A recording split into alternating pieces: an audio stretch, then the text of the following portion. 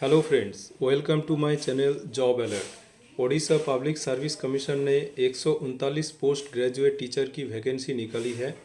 ये Orissa public service commission यानी Orissa state government job है। डिटेल जानकारी के लिए आप मेरा वीडियो देखते रहिए और साथ ही सब्सक्राइब बटन को प्रेस कर दीजिए। साथ साथ बेल आइकन को प्रेस करना ना भूलें। ऐसा करने से आपको मेरी वीडियो सबसे पहले मिल जाएगी। जॉब नोटिफिकेशन और एप्लीकेशन लिंक आपको डिस्क्रिप्शन बॉक्स में मिल जाएगा। ओडिशा पब्लिक सर्विस कमीशन से वैकेंसी निकल कर आई है। पोस्ट ग्रेजुएट टीचर की वैकेंसी है। Science stream in group B of state service for the higher secondary schools functioning under ST and SC development department. Online application कर सकते हैं। ऑनलाइन एप्लीकेशन शुरू करने का तिथि है 24 मार्च 2021 से लेकर 23 अप्रैल 2021 तक आप अप्लाई कर सकते हैं। उड़ीसा गवर्नमेंट जॉब है। आपका सैलरी रहेगा 44,900 रुपया, यानी कि पे लेवल 10 के हिसाब से आपको सैलरी मिलेगा। वैकेंसी पोजीशन देखते हैं।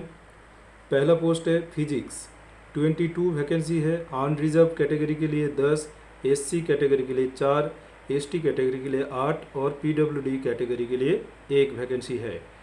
केमिस्ट्री के 23 वैकेंसी रिलीज हुआ है। अनरिजर्व कैटेगरी के लिए 12, एससी के लिए 1, एसटी के लिए 10 और पीडब्ल्यूडी कैंडिडेट के लिए 1। जूलॉजी कैटेगरी के लिए वैकेंसी रिलीज हुआ है 14, अनरिजर्व कैटेगरी 6, एससी 1, एसटी 7 और पीडब्ल्यूडी 1 वैकेंसी है।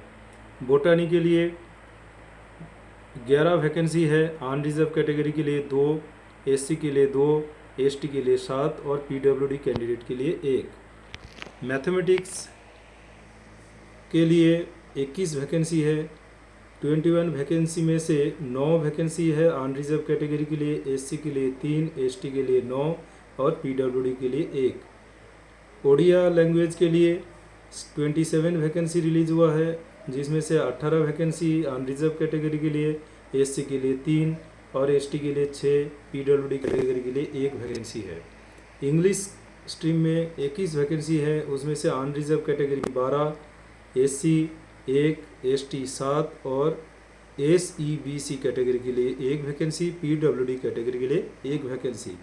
टोटल कुल मिलाकर 139 वैकेंसी पोस्ट ग्रेजुएट टीचर की रिलीज किया है उड़ीसा पब्लिक सर्विस कमीशन ने। टोटल 139 वैकेंसी में से 7 पोस्ट रहेगा आपका पीडब्ल्यूडी कैटेगरी के डिसेबिलिटी पर्सनस के लिए, जिनका डिसेबिलिटी 40% से ज़्यादा है।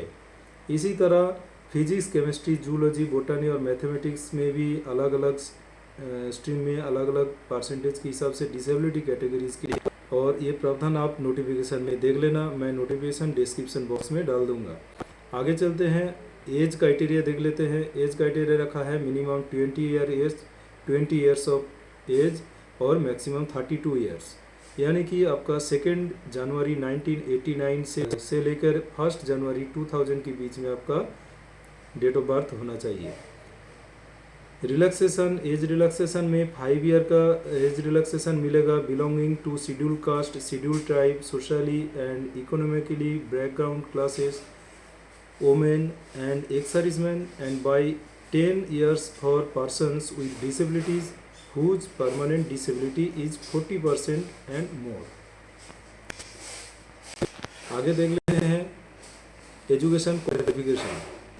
पोस्ट ग्रेजुएट टीचर के लिए एजुकेशन क्वालिफिकेशन रखी गई है masters degree subject concern from a recognised university with at least 50% marks in aggregate, या must have passed 2-year integrated postgraduate MSc course from Regional College of Education NCERT in the concerned subject with minimum 50% marks in aggregate।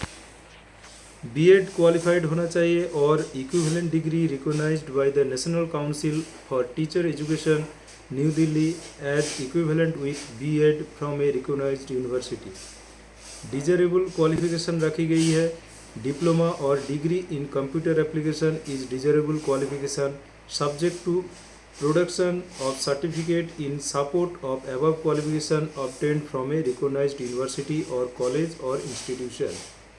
Examination fees सारे candidates के लिए non refundable fees रखी गई है जो कि 500 rupees है।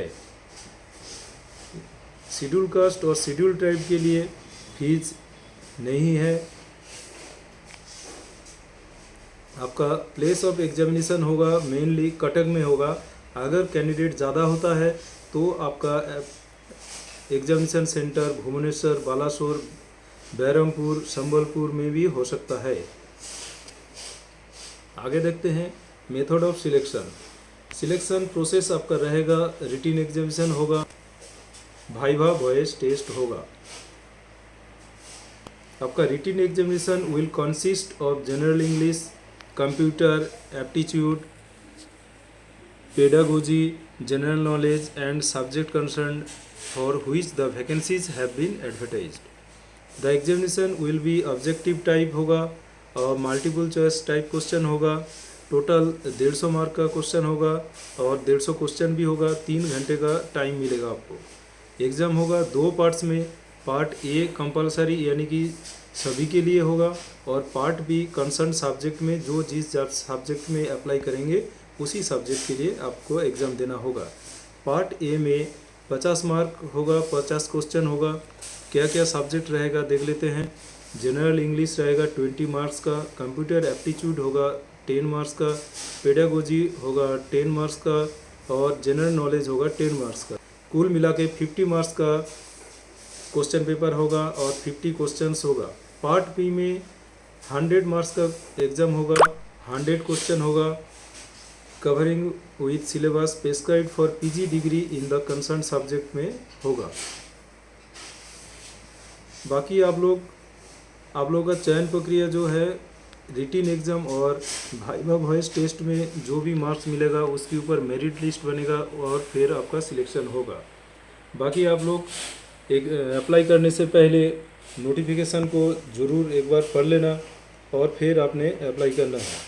अदर एलिजिबिलिटी कंडीशन रखी गई है जिसमें आपको must be citizen of India का होना चाहिए, आपको ओडिया लैंग्वेज में रीड राइट स्पीक एलिजिबल होना चाहिए। बाकी ये बहुत सारे क्राइटेरिया दिया है, आप लोग नोटिफिकेशन एक बार चेक कर लेना। आगे देखते हैं एप्लीकेशन फिलअप करते समय आपको क्या क्या डॉक्यूमेंट सबमिट करना पड़ेगा। एक तो है HSC और equivalent certificate in support of declaration of age issued by the concern board और काउंसिल। दूसरा है master degree certificate issued by recognised university in concern subjects, B.Ed और equivalent degree recognised by the national council for teacher education, new Delhi as equivalent with B.Ed from recognised university, diploma और degree certificate in computer application if any, marksheets in support of master degree and B.Ed issued by the concerned university, documents including the recognition of the B.Ed institution college by the NCTE। इतनी सारी document का आपको copy लगाना है और आपके पास self attested copy होना चाहिए। आगे आप लोग नोटिफिकेशन थॉरोली चेक कर लेना। एक सर्विसमैन कैटेगरी के जो लोग हैं उन्होंने अपना डिस्चार्ज बुक का या डिस्चार्ज सर्टिफिकेट का कॉपी सबमिट करना पड़ेगा। Any proof of identity, no objection certificate देना होगा। जो लोग गवर्नमेंट सर्विस कर रहे हैं और इस जॉब के लिए अप्लाई किया है तो उनको नो ऑब्जेक्शन सर्टिफिकेट सबमिट करना पड़ेगा।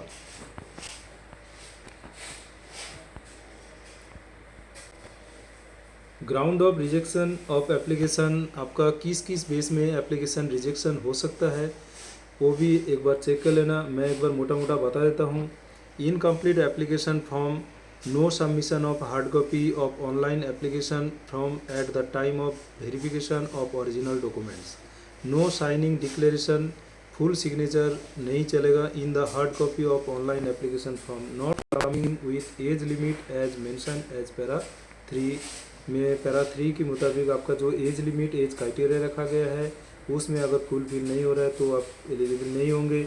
Not having requisite qualification as provide under para 4 में जो एजुकेशन क्वालिफिकेशन दिया गया है उसके मुताबिक अगर नहीं होता तो आपका एप्लीकेशन रिजेक्शन हो सकता है।